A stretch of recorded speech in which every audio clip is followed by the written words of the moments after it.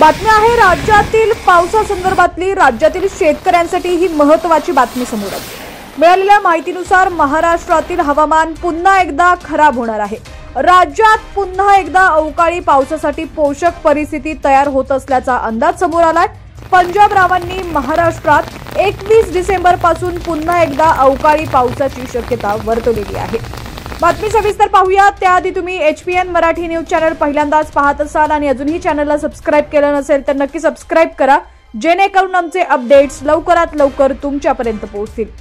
पंजाबराव यांनी दिलेल्या माहितीनुसार राज्यात 21 डिसेंबर ते 25 डिसेंबर पर्यंत भाग बदलत अवकाळी पाऊस पडण्याची शक्यता आहे। यामुळे शेतकऱ्यांनी हा हवामान अंदाज लक्षात घेऊन 20 तारखेपर्यंत आपल्या शेतीची कामं पूर्ण करून घ्यावीत। विशेषतः ज्या शेतकऱ्यांची कांदा काढणी बाकी असेल त्यांनी 20 तारखेपर्यंत कांदा काढणी करून घ्यावी, असं आवाहन यावेळी पंजाबराव डक यांनी केलेलं आहे।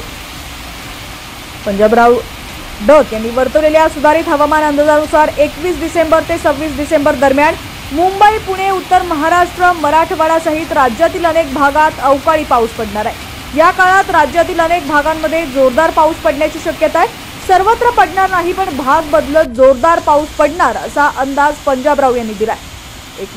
19 डिसेंबर पर्यंत राज्यात थंडीची लाट राहणार आहे। म्हणजेच आजपासून पुढील 6 ते 7 दिवस राज्यात चांगली कडाक्याची थंडी पडण्याची शक्यता आहे। पण 20 तारखेनंतर राज्यातील हवामान बदलणार आहे।